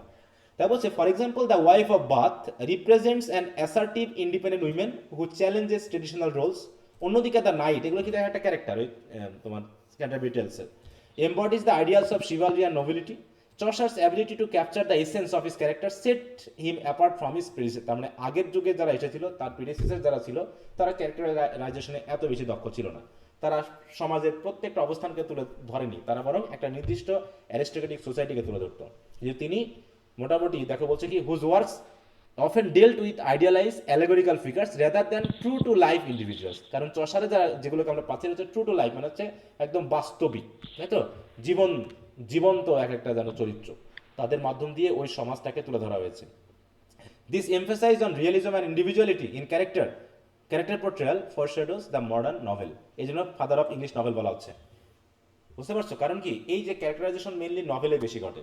তো এই ক্যান্টারবেরি টেলসে এত বেশি ক্যারেক্টার নিয়ে আসা হয়েছে যে এটা মডার্ন নভেলকে ফরশ্যাডো করতেছে, হ্যাঁ, পূর্বাভাস দিচ্ছে যে তার মানে এরকমভাবে নভেল লেখা যেতে পারে, যেটা হয়তো লেগাসি হিসাবে পরবর্তী রাইটারদের কাছে উঠে এসেছে যে না, তিনি যেভাবে সম্পর্কগুলো দেখিয়েছেন আমরাও এরকম দেখিয়ে তো লিখতে পারি।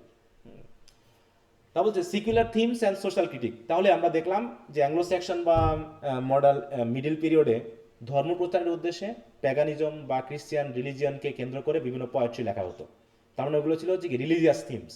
কিন্তু এই এই যে এসে আমরা দেখলাম সিকুলার থিম নিয়ে লেখা হচ্ছে। সিকুলার আর রিলিজিয়াসের মধ্যে পার্থক্য কি? সিকুলার মানে কি বলতো? পারমার্থিক। ধর্মনিরপেক্ষ। ধর্মনিরপেক্ষ, তাই তো? যেখানে নির্দিষ্ট কোনো ধর্মের পরিতে কথা থাকবে না। এটা বলছে another hallmark of this stage was the inclusion of secular themes in literature. Prior to Shakespeare, mass of English literature was religious in nature, focusing on moral instruction and spiritual allegory. Chaucer broke new ground by addressing secular everyday issues in a relatable way, often using satire to critique the church and society. The Canterbury Tales satirize the corruption of the clergy as seen in the characters like the pardoner and the summoner. এর মাধ্যম দিয়েই তিনি কি করেছেন, ওই ক্লার্জিম্যানদেরকে বা ওই ecclesiastical যে স্ট্রাকচার সেগুলোকে তিনি স্যাটারাইজ করেছেন। হু আর পোর্ট্রেট অ্যাজ মোরালি দেখো comprised figure exploiting their roles for personal gain. তারা কি করছে? ক্ষমা করা, সামোনার, হ্যাঁ, যারা চার্চে মানুষকে নিয়ে আসে ধর্ম প্রচার করার জন্য, এই উদ্দেশ্যে তারা কি করছে? পার্সোনাল গেইনের জন্য তারা কমন পিপলদেরকে এক্সপ্লয়েট করেছে। This bold approach resonated with a society increasingly disillusion with the church, যে সোসাইটি কি চার্চের প্রতি মোহ হারিয়েছে, চার্চের প্রতি বিতৃষ্ণা পোষণ করছে। And Chaucer's work open the door for later writers to explore similar themes. তাহলে তিনি যে লিখেছেন এই লেখার উপর ভিত্তি করে হয়তো পরবর্তী রাইটাররাও এই থিম নিয়ে লিখেছে, বিশেষ করে রিফরমেশন পিরিয়ডে এসে। তা হচ্ছে variety in genre and style. আমরা অতীতে দেখছি কি মিডল ইংলিশ পিরিয়ড বা এদিকে আমরা কিছু প্রোজ দেখেছি, আর অধিকাংশ ক্ষেত্রে এপিক পোয়েট্রি, তাই না, এপিক দেখছি। কিন্তু এখানে কি হচ্ছে? Chaucer's works display a remarkable variety in genre and tone which was relatively uncommon at the time. The Canterbury Tales alone incorporate multiple genres including romance, fabulous মানে comic, often bawdy tales, sermons, allegory, offering something for every taste and background, মানে বিভিন্ন writing মোটামুটি এখানে শুরু হয়ে যায়। Chaucer's experiment with genre not only showcased his versatility but also reflected the pluralistic society of his time. This variety allowed Chaucer to appeal to a broad audience and demonstrated that English could encompass a range of genres, হ্যাঁ, যে ইংরেজি ভাষাতেও অনেক ধরনের সাহিত্যকর্ম লেখা যেতে পারে, broadening the scope of English literature. তারপর থেকে মোটামুটি ইংলিশ লিটারেচারের এরিয়াটা বাড়তে থাকে, না? এরপর হচ্ছে use of verse forms and poetic innovation, হ্যাঁ, তাই বলছি দেখো এখানেও আমরা দেখতেছি কি Chaucer was a pioneer in experimenting with English verse. আগে তো ল্যাটিন বা ফ্রেঞ্চে লেখা হয়েছে, এই জন্য ইংলিশ পোয়েট্রি তাকে ফাদার বলা হচ্ছে, হ্যাঁ, specially iambic pentameter which would later become the dominant metre in English poetry. আমরা ইংলিশ পোয়েট্রি বিশেষ করে লিরিক মানে আমরা বুঝি কি আয়াম্বিক এবং পেন্টামিটার অধিকাংশ ক্ষেত্রে, বিশেষ করে সনেট আমরা যেগুলো দেখেছি না, সনেট, এলিজি, এগুলোতে পেন্টামিটারে লেখা হয়েছে। The Canterbury Tales he frequently employed rhyme and metre, thereby adding musicality and structure to the English language. Chaucer's mastery of poetic form set a precedent that later poets such as Shakespeare would refine and popularize, মানে তিনি যেগুলো set করে গেছেন পরবর্তী রাইটারেরা সেগুলো আরো refine করে ব্যবহার করা শুরু করেছে। তো এই হলো মোটামুটি আমাদের কিছু বৈশিষ্ট্য চসারিজের সাহিত্যকর্মের। তো কিছু কাজকর্ম আমরা দেখিনি, নোটেবল ওয়ার্ডস অ্যান্ড ইনফ্লুয়েন্স হচ্ছে the Canterbury Tales Chaucer's magnum opus. Magnum opus মানে বুঝো এটা মানে কি? অনেক সময় আসে ব্রিফ কোশ্চেন আসতে হচ্ছে, what is Magnum opus, what is the magnum opus of Chaucer, এর মিনিংটা কি বলো তো? ও কেটে গেছে নাকি? আছে তো, কথা বলতেছে না সবাই। 2 মিনিট আছে গ্রেট ওয়ার্ক, হ্যাঁ, ফেমাস ওয়ার্ক। বলে দেখো কি a work of art, music or literature that is regarded as the most important or best work that an artist or composer has produced, এটা হচ্ছে ম্যাগনাম অপাস। তো এরকম যদি পরীক্ষায় থাকে what is the magnum opus of the of Chaucer, তখন কি বলবা? তখন কি হবে? Canterbury Tales. His Remences. বলছে this ambitious narrative framework features a diverse group of pilgrims who embark on a journey to Canterbury, each telling story along the way. The tales offer a microcosm of English society, providing a comprehensive look at different classes. R microcosm মানে কি? ছোট্ট উপস্থাপনা, occupations or viewpoints. Each story is uniquely tailored to the narrator, ranging from the moral tales to humorous and risks anecdotes, reflecting Chaucer's nuanced understanding of human nature. যে তিনি আসলে গল্পগুলো শুনেছেন, তারপর নিজের মতো করে তিনি যে লিখেছেন, এই লেখনের মাধ্যম দিয়ে বোঝা যায় যে আসলে কত সূক্ষ্মভাবে চসার হিউম্যান নেচারকে বুঝতে পেরেছিলেন। এছাড়াও ক্যান্টারবারি টেলস ছাড়াও কি কি আছে দেখো, চসার্স ওয়ার্কস, আদার ওয়ার্কস আর ট্রয়াস অ্যান্ড ক্রেসিডা আর tragic romantic based on a classical story. এছাড়া হচ্ছে the Book of Duchess, a dream vision, mourning the death of Blanche of Lancaster, demonstrating his versatility and skill in different literary forms. এছাড়া Chaucer's influence extended far beyond his own time as he laid the ground work, গুলো তো পরে বুঝতে পারবা। এছাড়াও চসারের সময়ে আরও কিছু প্রমিনেন্ট রাইটার ছিল, চসারটা এখানে বাদ দিয়ে দিই, এটা যেহেতু আমরা পেয়েছি। আচ্ছা, তো দেখো প্রমিনেন্ট রাইটারের মধ্যে হচ্ছে উইলিয়াম ল্যাংল্যান্ড, তারপর হচ্ছে জন গাওয়ার, এইগুলো কিন্তু আমরা মিডিল এজও পেয়েছি, পাই নাই? মিডিল এজ পেয়েছি কিনা? উইলিয়াম ল্যাংল্যান্ড, জন গাওয়ার,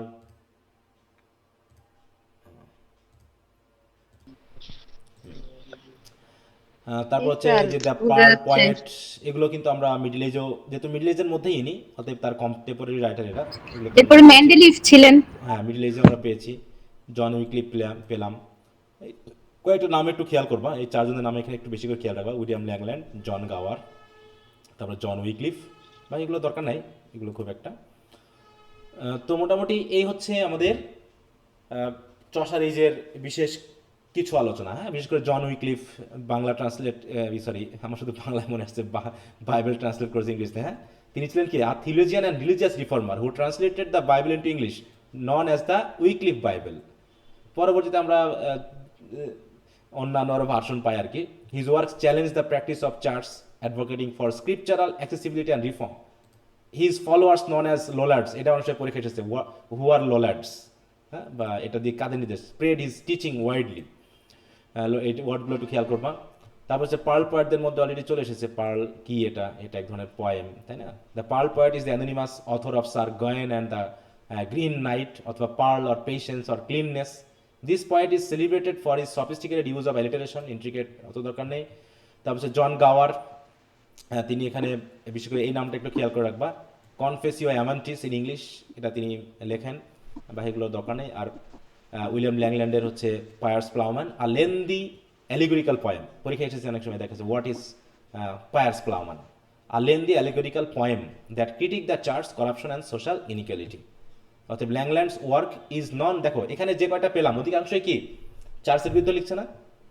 দেখো তো, জি স্যার। রিলিজিয়ন এবং চার্চের, তার মানে এমন একটা অবস্থানে পৌঁছে গেছিল চার্চের অত্যাচার, তাই না, যে মানুষ এটা সহ্য করতে পারেনি। শেষে রাজনৈতিক মানে রেভলিউশন বাদ দিয়ে ধর্মের এখন রেভলিউশন চাওয়া হচ্ছে। হ্যাঁ, মানে ধর্মের ধর্মীয় পরিবর্তন। সংস্কারের পেছনে সবাই লেগে গেছে। তাহলে চিন্তা করো, তাহলে ধর্ম কিভাবে মানুষকে ওই সময়ে মানে কবজা করেছে। হ্যাঁ, that was Landler's work is known for its religious and social commentary and is one of the era's most significant Middle English texts. তো এই হচ্ছে মোটামুটি আমাদের কিছু রাইটার চসারের সাথে সাথে। এইভাবে কি পাচ্ছে দেখো, the age of Chaucer was a formative period in English literature. অর্থাৎ ইংরেজি সাহিত্যের শুরু কিন্তু এখান থেকেই, কারণ এর আগ পর্যন্ত আমরা ইংরেজি রাইটার পাই নাই। এই যে বিয়ল্প যেটা পেয়েছি ওটা কি ইংরেজিতে লেখা, বা অন্যান্য যে বইগুলো পেয়েছি, তাই তো? এমনকি না। আলফ্রেড দ্য গ্রেটের যেগুলো আমরা পেয়েছি ফ্রেঞ্চ বা ল্যাটিনে লেখা, ওগুলো না কিন্তু স্যার। ইংলিশে ওইরকম ভাবে ছিল না। হ্যাঁ, ওই জন্য দেখা যাচ্ছে যে আমরা এই চসারকেই ধরতেছি ইংলিশ ল্যাঙ্গুয়েজ, ইংলিশ লিটারেচারের ফাদার হিসাবে। হ্যাঁ, তারপর হচ্ছে দেখো, the age of Chaucer was a formative period English literature distinguished by its linguistic and literary innovations. Through his realistic portrayal of characters, exploration of secular themes, mastery of poetic forms, and commitment to writing in English, Chaucer broke new ground and shaped the course of English literature. His works resonate with readers even today, offering a glimpse into the complexities of medieval society and human nature. তো এই যে বিষয়গুলো আমরা দেখলাম সংক্ষেপে, কিছু বিষয় কি, আর তোমরা আগে রেকর্ড ক্লাসগুলো একটু ভালো করে দেখে নিবা, ঠিক আছে?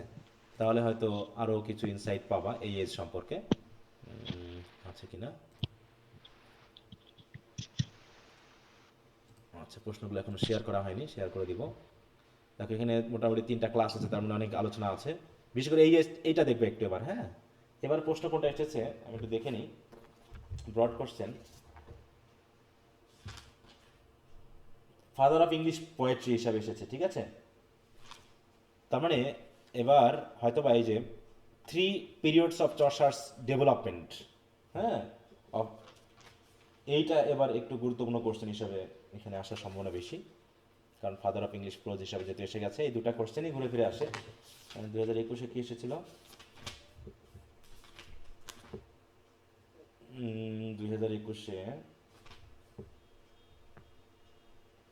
2021-এ আসেনি। হ্যাঁ, তার মানে এবার এটা সম্ভাবনা আছে 2021-এ আসেনি।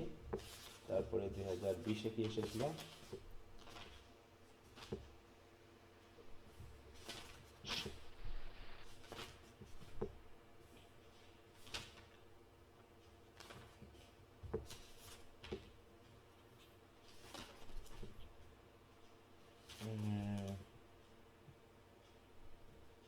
স্যার চসার এজে থেকে তো আরেকটা ব্রড কোশ্চেনও আসে যে Chaucer as a representative poet, আমরা কি এটা বাদ দিয়ে যাব?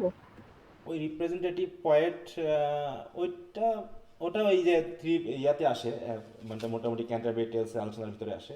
এটাও আমি কয়টা দিয়েছি, মানে যেগুলো দিয়েছি সেগুলো অবশ্যই পড়ে যাবা, ঠিক আছে? যেগুলো দিয়েছি সেগুলো পড়ে যাবা, কারণ এই যে contribution to English literature in 3 phases, তারপর হচ্ছে representative poet of his age, এখানে 3টা কোশ্চেনই মেইনলি এখানে দেখা যায়। ফাদার অফ ইংলিশ পোয়েট্রি, মাঝে মাঝে আবার নভেলেরও বলেছে, কোনো কোনো কোশ্চেন এসেছে, ওই একই আলোচনা ঘুরে ফিরে চলে আসে, বিশেষ করে ক্যারেক্টারাইজেশনের জন্য। আচ্ছা, তো যাই হোক, তাহলে এখান থেকে এটা একটু ভিডিওটি ক্লাসটা একটু ভালো করে দেখবা, আর ব্রড কোশ্চেন এখানে কী কী দেওয়া হয়েছে সেটা তো দিলেই বুঝতে পারবা, একটু ভালো করে পড়ে নিবা। তো এই হচ্ছে মোটামুটি আমাদের সংক্ষিপ্ত আলোচনা। হ্যাঁ, এখন তোমরা একটু ব্রড, এই আগামী ক্লাসের মধ্যে তোমরা তো ব্রডটা আশা করি পড়েছো মিডিল এবং ইয়ার, তাহলে আমি একটু চেঞ্জ করে দিচ্ছি, ব্রিফ অ্যান্ড শর্ট কোশ্চেন্স। আর তার আগে একটু দেখে নিবেন ওয়াজ দ্য ক্লাসেস অন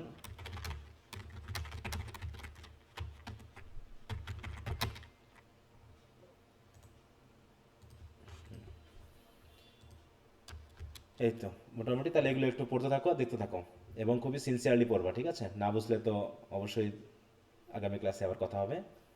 তাহলে ব্রিফ এবং শর্ট কোশ্চেন্সগুলো যেগুলো দিব সেগুলো ভালো করে পড়ে ফেলবা। আচ্ছা, এমনি আর কারো কোনো বিশেষ কথা আছে? হুম, স্যার আজ থেকে ব্রিফ আর শর্ট চসার থেকে দিবেন? বুঝলাম না। ব্রিফ প্রশ্ন আর যে শর্ট যেগুলো চসারের এসপিতে পড়া দিবেন? হ্যাঁ, এই যে দিয়ে দিলাম পড়া, আমি এগুলো প্রশ্নগুলো শেয়ার করে দিব, পড়ে ফেলবা।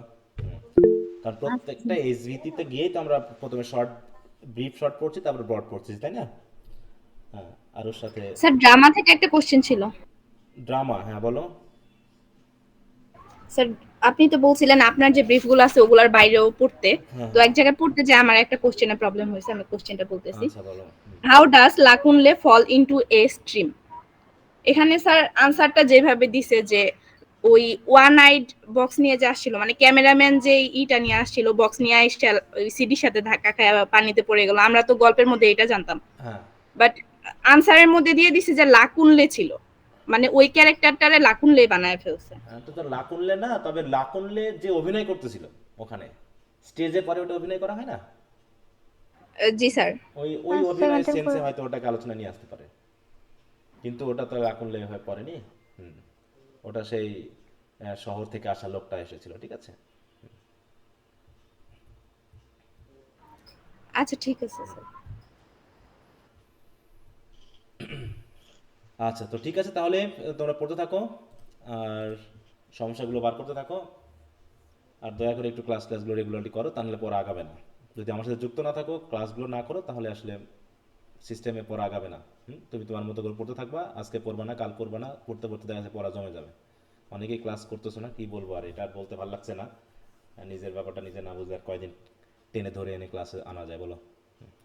আচ্ছা, তো ঠিক আছে, সবাইকে গুড নাইট, সবাই ভালো থাকো, আগামী ক্লাসে কথা হবে। ওকে, বাই।